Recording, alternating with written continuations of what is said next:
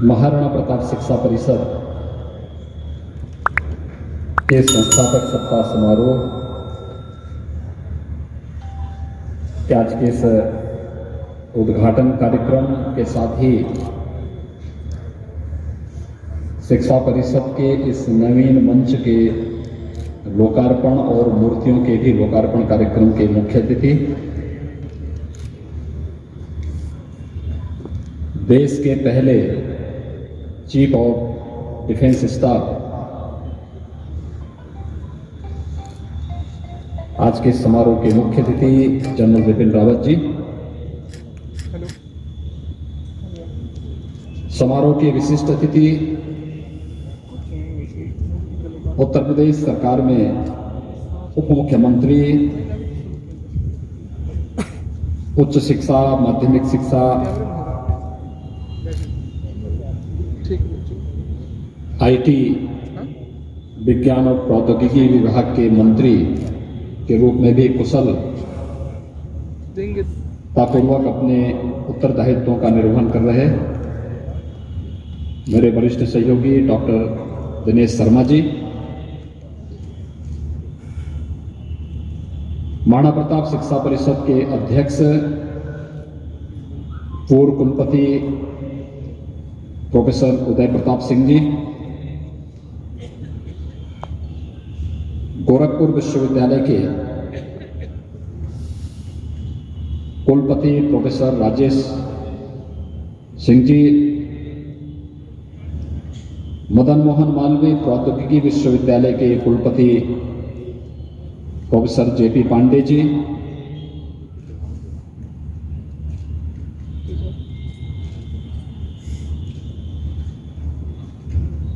Guru Gorakhnath institute of medical sciences के director major general Atul Vajpayee ji, Guru Gorakhnath चिकित्सालय के निदेशक ब्रिगेडियर केपीबी सिंह जी,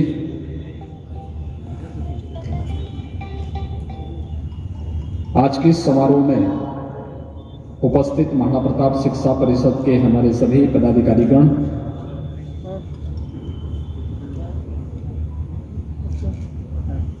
मान्य जनप्रतिनिधिगण, मान्य सांसद, मान्य विधायकगण, मान्य महापौर, अन्य सम्मानित अतिथिगण,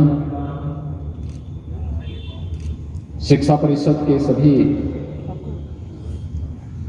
प्राचार्य, प्रधानाचार्य और आचार्यगण और प्यारे बच्चों, मैं सबसे पहले आज के समारोह के मुख्य अतिथि chief of defence staff general Bipin Rawat ji का और समारोह के विशिष्ट अतिथि डॉक्टर दिनेश शर्मा जी का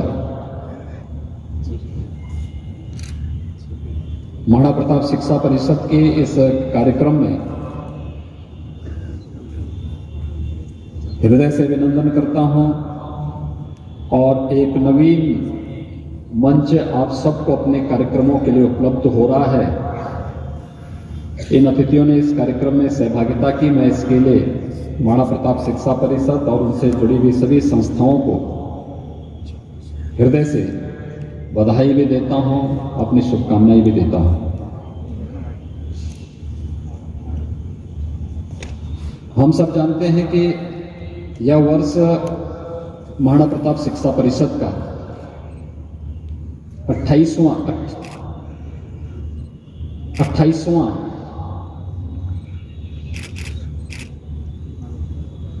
संस्थापक सप्ताह समारोह का है।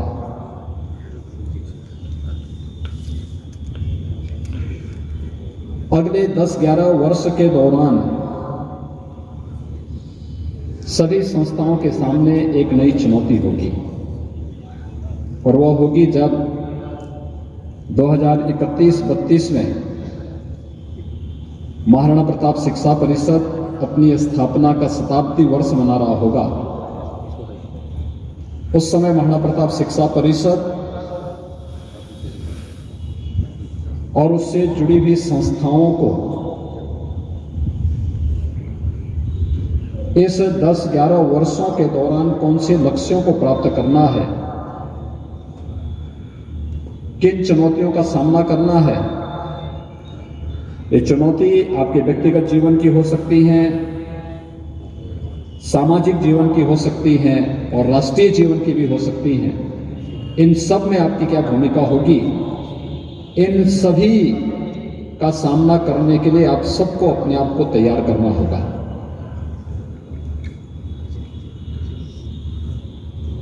आज का ये अवसर हमारे लिए इसलिए महत्वपूर्ण है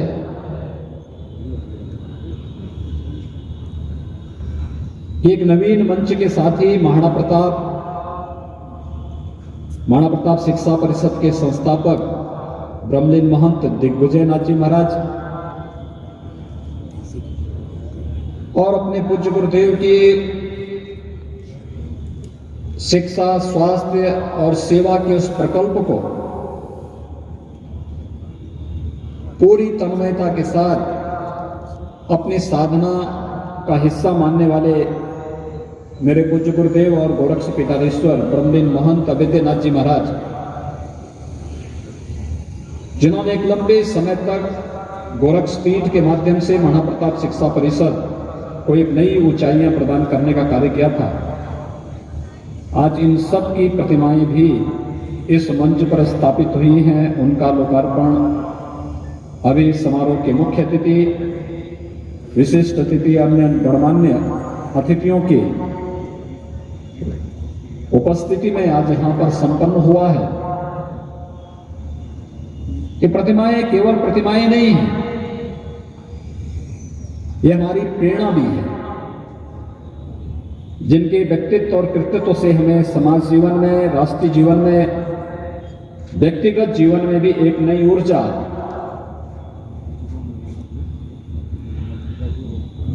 एक नई प्रेरणा प्राप्त होती है। और उन सभी को आदर्श मान करके हम भी आगे बढ़ सकें, इसी बात को लेकर के ये कार्यक्रम प्रतिवर्ष महाराणा प्रताप शिक्षा परिषद मनाता है। हमें याद रखना होगा कि कोई व्यक्ति बड़ा अचानक नहीं होता है, एक दिन में नहीं होता है, इसके लिए उन्हें प्रयास करना होता है। इसके लिए उन्हें कोई अपने आदर्श सामने रखने पड़ते हैं, अपने आप को सकारात्मक ऊर्जा से भरपूर करना पड़ता है। नकारात्मकता जीवन की किसी समस्या का समाधान नहीं हो सकता। और याद रखना, नकारात्मक व्यक्ति कभी भी जीवन के उच्च शिखर पर नहीं पहुंच सकता। जीवन में सफलता का राज आज के जो मुख्य अतिथि ने आपको बताया कि व्यक्ति सकारात्मक ऊर्जा से भरपूर हो और साथ साथ एक टीम वर्क करने का, एक साथ सबको साथ लेकर के चलने का एक भाव उसके मन में हो, तो जीवन में सफलता अवश्य प्राप्त होती है। कल मैं रात्रि को जनरल साहब के साथ चर्चा कर रहा था और मैंने उनसे इस बारे में कहा, मैंने कहा जनरल साहब मुझे एक बात बताएं कि देश की सीमाओं की रक्षा करता हुआ हमारा एक सैनिक जब उन दुर्गम क्षेत्रों में देश की सीमा की रक्षा करता है जहां पर वर्ष भर बर्फ पड़ा रहता है, कैसे संभव हो पाता है? एक दिन, 2 दिन, 4 दिन व्यक्ति गया, उसने एक सामान्य घटना को लेकर के या वहां पर मौज मस्ती की दृष्टि से जा सकता है, रह सकता है,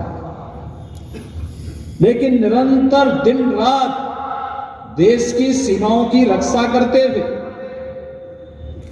कैसे संभव हो पाता है?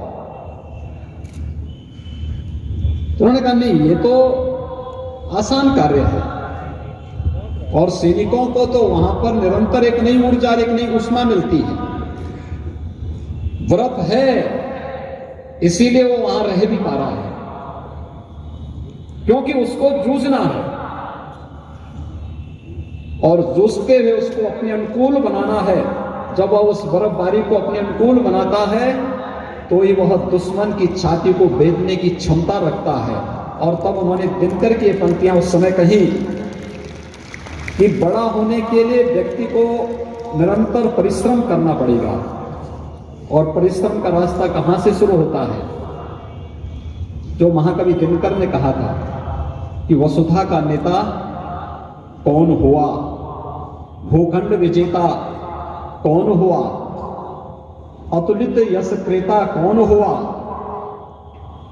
और नवधर्म प्रणेता कौन हुआ, जिसने न कभी आराम किया, विघ्नों में रहकर काम किया।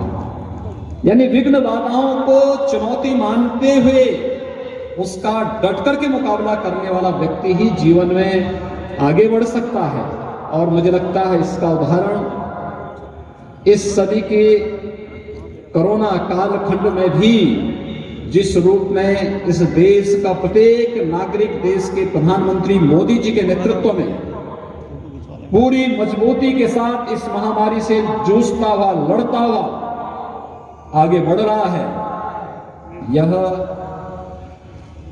किसी भी आपदा से लड़ने की एक नई शक्ति, एक नई ऊर्जा इस देशवासियों को प्रदान करता है। हम सबको इस बारे में ध्यान रखना होगा कि कोविड-19 ने हमारे सामने चुनौती जरूर प्रस्तुत की, लेकिन अवसर भी दिए। वे अवसर किस रूप में? हर एक नागरिक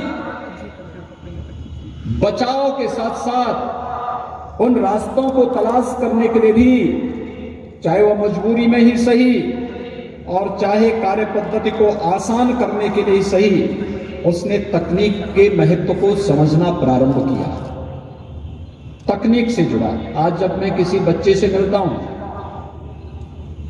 मैं उससे बोलता हूं वे स्कूल नहीं गए, वो कहता नहीं। तो मैं कह रहा हूं इसका मतलब तुमने स्कूल छोड़ दिया? वो कहता नहीं, छोड़ा नहीं, हमारी तो ऑनलाइन क्लासेस चल रही है, हम वर्चुअली क्लास अटेंड कर रहे हैं। छोटे छोटे बच्चे आज इस बात को बोलते हैं।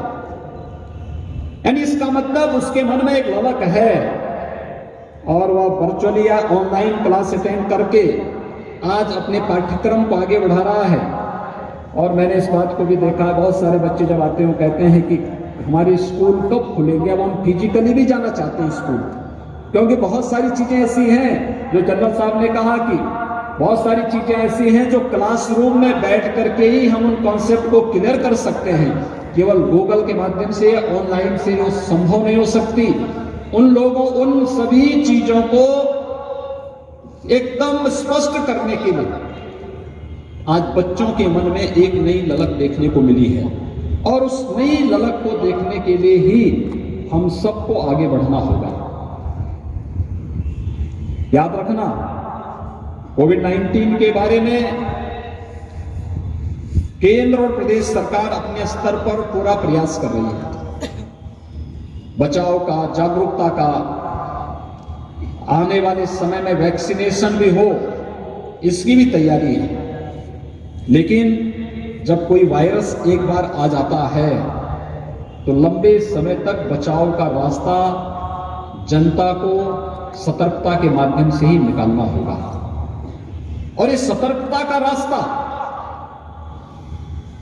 आप सभी लोगों के लिए इसलिए महत्वपूर्ण है क्योंकि पूर्वी उत्तर प्रदेश ने इंसेफ्लाइटिस जैसी महामारी से एक बड़ी लड़ाई लड़ी है, और इंसेफ्लाइटिस के खिलाफ उत्तर प्रदेश की इस लड़ाई ने सफलता की नई ऊंचाइयां इस वर्ष प्राप्त की। 1977 से लेकर के 2017 तक कोई वर्ष ऐसा नहीं था जब प्रदेश के अंदर 600 से लेकर के 1500 मौतें केवल 3 महीने के अंदर होती थी। हर जुलाई से लेकर के सितंबर के बीच में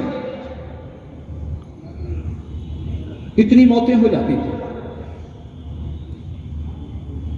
लेकिन पिछले 3 वर्षों के दौरान हम लोगों ने प्रदेश के अंदर अंतर विभागीय समन्वय स्वच्छ भारत मिशन, स्वच्छता के प्रति लोगों को जागरूक करना, शुद्ध पेयजल की आपूर्ति करना, अंतर विभागीय समन्वय के माध्यम से हर एक विभाग को जवाबदेही के साथ कार्यक्रम को आगे बढ़ाना और जन समुदाय को उसके साथ जोड़ने का परिणाम रहा कि इंसेफ्लाइटिस की मौतों पर 95% नियंत्रण करने में प्रदेश सरकार को सफलता प्राप्त हुई। इसलिए क्योंकि स्वच्छ भारत मिशन प्रधानमंत्री जी के विजन का परिणाम था और इसके साथ आम जनमानस की भागीदारी हुई, वो सफलता की एक नई ऊंचाइयां प्राप्त करता हुआ दिखाई दिया। 95% मौत के आंकड़ों को नियंत्रण करने में हम लोगों को सफलता प्राप्त हुई। इसके लिए सावधानी बरतनी पड़ी, अवेयरनेस के एक बड़े कार्यक्रम को हम लोगों को आगे बढ़ाना पड़ा और उसी अवेयरनेस के कार्यक्रम के साथ हम लोगों ने वर्तमान में भी पब्लिक एड्रेस सिस्टम प्रदेश सरकार ने जगह जगह लगाए हैं,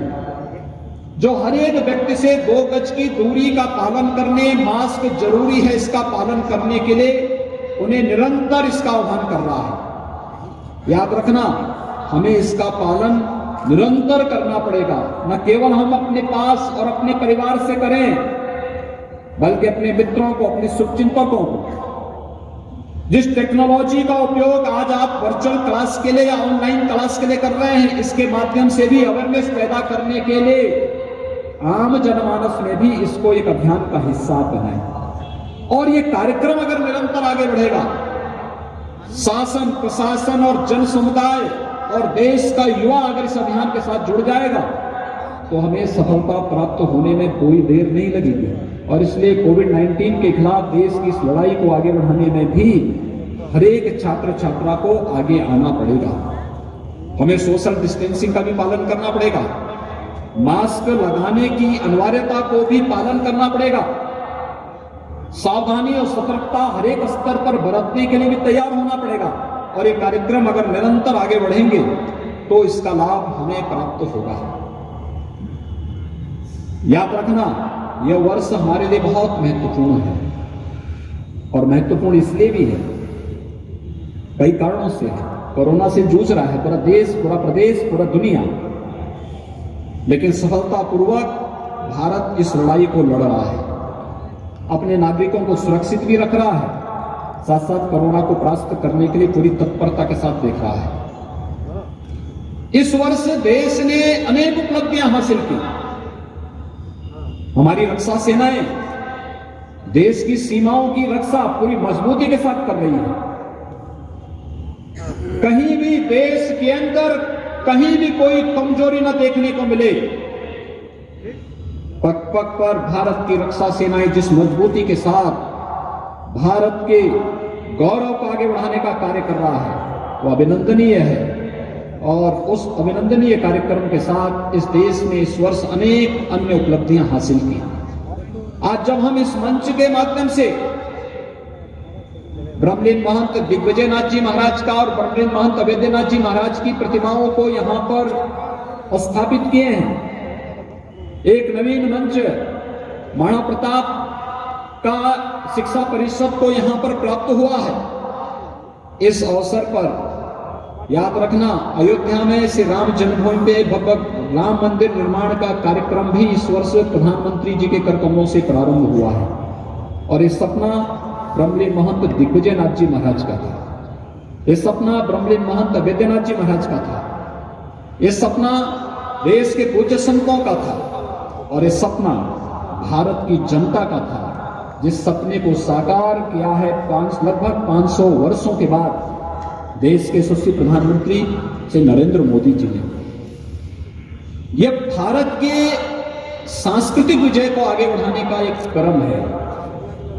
तो साथ ही साथ इस देश को एक लंबे समय के बाद, लगभग 34 वर्ष के बाद एक नई शिक्षा नीति, राष्ट्रीय शिक्षा नीति के रूप में आपको एक नई शिक्षा नीति भी मिली है। कोविड-19 का खतरा टला नहीं, लेकिन सावधानी और सतर्कता बरतते हुए, तकनीक का भरपूर उपयोग करते हुए, एक सकारात्मक ऊर्जा के साथ हमें आगे बढ़ना पड़ेगा। और आगे बढ़ने के लिए लक्ष्य निर्धारित करिए। आगामी 10-11 वर्ष के प्रत्येक वर्ष इन लक्ष्यों को आपको प्राप्त करना है। इन 12 वर्षों के दौरान, जब आने वाले 11 वर्ष के दौरान, जब 11 वर्ष के बाद महाराणा प्रताप शिक्षा परिषद अपना शताब्दी वर्ष मना रहा होगा, शताब्दी वर्ष के दौरान उस समय आपके लक्ष्य क्या होंगे और उन लक्ष्यों को प्राप्त करने की दिशा में आपके जो प्रयास इस दौरान होने हैं, उन्हें प्रतिवर्ष उनका आकलन करना, उनकी समीक्षा करना, उन लक्ष्यों को प्राप्त करने में कहां पर किस प्रकार की मेहनत की आवश्यकता है, उसके अनुरूप आप सबको तैयार होना होगा। और इसके लिए मैं शिक्षा परिषद के सभी प्रधानाचार्यों को, सभी आचार्यों को, सभी अभिभावकों को और सभी छात्र छात्राओं का भी आह्वान करूंगा, वे सभी इसके साथ जुड़ करके शताब्दी वर्ष की तैयारी के लिए अभी से कार्य करना प्रारंभ करें और एक एक संस्था समाज के लिए, राष्ट्र के लिए उपयोगी हो सके। इसी के लिए उनको जंगलों में जाकर के देश की स्वाधीनता के लिए भले ही घास की रोटी खानी पड़े, लेकिन दुश्मन के सामने, विदेशी हुकूमत के सामने झुकेंगे नहीं। विदेशी हुकूमत के सामने किसी भी प्रकार से हम लोग डरेंगे नहीं, झुकेंगे नहीं, टूटेंगे नहीं। यही भाव था कि जंगल में भले घास की रोटी खानी पड़ी हो, लेकिन देश का स्वाभिमान और देश का गौरव नीचे नहीं गिरने देंगे। यही महाराणा प्रताप शिक्षा परिषद ने, यही शौर्य और पराक्रम का, यही बलिदान की एक नई प्रेरणा इस देश के अंदर भरी थी। यही ब्रह्मलीन महंत दिग्विजयनाथ जी महाराज ने महाराणा प्रताप शिक्षा परिषद की स्थापना करके आज से 88 वर्ष पहले इसी संकल्प के साथ महाराणा प्रताप शिक्षा परिषद की स्थापना की थी। इसी संकल्प को आगे बढ़ाने के लिए ब्रह्मलीन महंत अवेद्यनाथ जी महाराज ने आपके बीच में निरंतर दशकों तक महाराणा प्रताप शिक्षा परिषद की एक एक संस्था को सींचते गए, उसको आगे बढ़ाते गए, उस कार्यक्रम को आगे बढ़ाते गए और आज उसका परिणाम है कि एक विराट वट वृक्ष के रूप में महाराणा प्रताप शिक्षा परिषद पूर्वी उत्तर प्रदेश में न केवल शिक्षा के क्षेत्र में, न केवल प्रशिक्षण के क्षेत्र में, बल्कि स्वास्थ्य सेवाओं के भी आदर्श के रूप में आगे बढ़ता हुआ दिखाई दे रहा है। मैं आज के इस अवसर पर जब महाराणा प्रताप शिक्षा परिषद अपना 28वां संस्थापक सप्ताह समारोह का यहां पर शुभारंभ कर रहा है, यह वर्ष हमारे लिए अत्यंत महत्वपूर्ण है। लेकिन साथ साथ एक दुखद घटना भी इस दौरान हमारे साथ घटित हुई। शिक्षा परिषद के हमारे वरिष्ठ सदस्य डॉक्टर तेज प्रताप शाही, इस वर्ष उनकी आकस्मिक मृत्यु हुई। वास्तव में यह क्षण हमारे लिए बहुत मर्माहत का था, लेकिन उस सब के बावजूद शिक्षा परिषद के साथ जुड़ करके उन्होंने जो सेवाएं की, मैं इस अवसर पर शिक्षा परिषद की ओर से उन्हें विनम्र श्रद्धांजलि अर्पित करता हूं और विश्वास व्यक्त करता हूं कि जो परंपराएं यहां पर संस्थापक महाराणा प्रताप शिक्षा परिषद के संस्थापकों ने महाराणा प्रताप शिक्षा परिषद और उससे संबद्ध संस्थाओं के लिए तय की, वे निरंतर अपने संस्थापकों और शिक्षा परिषद के पदाधिकारियों के मार्गदर्शन में उन सभी को प्राप्त करने के लिए निरंतर प्रयास करेंगे। मैं एक बार फिर से महाराणा प्रताप शिक्षा परिषद के इस कार्यक्रम में आज मुख्य अतिथि के रूप में chief of defence staff general Bipin Rawat ji, हमारे तमाम अन्य सैन्य अधिकारीगण आज इस समारोह में भागीदार बने। उनका प्रेरणादायी उद्बोधन महाराणा प्रताप शिक्षा परिषद को प्राप्त हुआ, यहाँ के शिक्षकों को, यहाँ के छात्र छात्राओं को प्राप्त हुआ। उनकी प्रेरणा, उनका मार्गदर्शन इन सब के जीवन का पाथेय बनेगा और ये निरंतर उन मार्गों का अनुसरण करते हुए मातृभूमि के लिए अपने आप को उस पूरे समर्पण भाव के साथ ये सभी छात्र छात्राएं कार्य कर सकेंगे। इस विश्वास के साथ मैं इस अवसर पर जनरल बिपिन रावत जी का भी हृदय से अभिनंदन करता हूं। डॉक्टर दिनेश शर्मा जी हमारे उप मुख्यमंत्री उत्तर प्रदेश शासन के हैं।